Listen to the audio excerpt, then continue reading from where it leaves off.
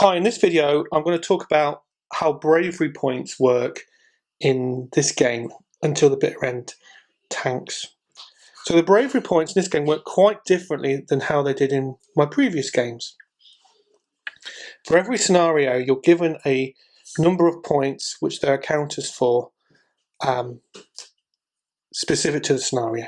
So you're given a pool of points.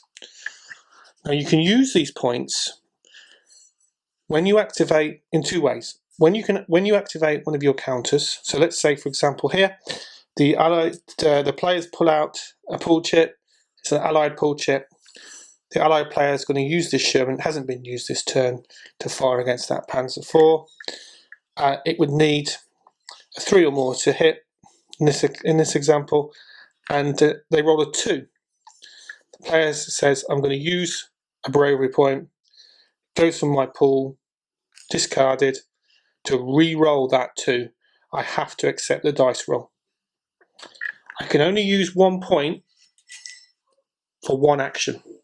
So let's say in this example, I need a 3, but I roll a 2. I'm going to use a point. It's discarded from my pool. There's my pool there. Discard it from my pool. I roll the dice again. I get a 1. I cannot use another point to re-roll that 1. I've used my point that I could use on that dice roll. Even though I have 2 points left in my pool, I can't redo it. So that's the first thing they're used for. At any point in my activation where I have to roll a dice, I can use 1 point to re-roll 1 dice of that action. The second thing they can be used for is at any point in my opposing player or the AI in the solitaire game is rolling a dice against me or is rolling a dice for their own vehicle, I can use a point to make them re-roll that dice. Let's say, for example, this Panzer IV shooting at my Sherman. It's their activation. They got the pool chip. They're going to shoot against my Sherman here. I've got 2 points, 2 bravery points in my pool left. And the German player needs a 3 to hit and gets a 6. I think, well, you're not having that. I'm going to use one of my points to make you re-roll that dice. If they then get a 1, for example, it misses. But it may well be they get a 5 and they've hit. Doesn't matter. I can't use another bravery point. I have to accept that second dice roll. So in surmise, I can use the pool of resources that I have, and those resources have to last the game, not the turn. It's the game.